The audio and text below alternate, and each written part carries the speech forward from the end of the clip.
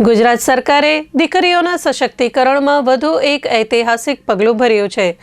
રાજ્યની 13,000થી વધુ ગ્રામ પંચાયતોમાં બાલિકા પંચાયતની રચના કરીને દીકરીઓને નાનપણથી જ લોકશાહી નેતૃત્વ અને નિર્ણય પ્રક્રિયાનો અનુભવ અપાશે। દેશમાં પ્રથમવાર આવા મોડેલને અમલમાં મૂકીને ગુજરાતે દીકરીઓના ભવિષ્ય માટે નવી દિશા આપી છે। કચ્છ જિલ્લાના મોટા અંગિયા અને મસ્કા ગામથી શરૂ થયેલો પાયલોટ પ્રોજેક્ટ સફળ થતાં તેને સમગ્ર રાજ્યમાં વિસ્તારવામાં આવ્યો છે।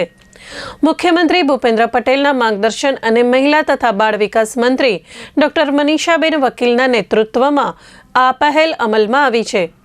યુનિસેફના સહયોગથી તૈયાર કરાયેલા તાલીમ મોડ્યુલ હેઠળ પ્રથમ તબક્કામાં મહિલા અને બાળ વિકાસ વિભાગના કર્મચારીઓને ટ્રેનિંગ ઓફ ટ્રેનર્સ આપવામાં આવી છે। બીજા તબક્કામાં રાજ્યભરમાં 1900થી વધુ માસ્ટર ટ્રેનર્સ તૈયાર કરાશે, જે છેવાડાના ગામ સુધી પહોંચીને દીકરીઓને તાલીમ આપશે।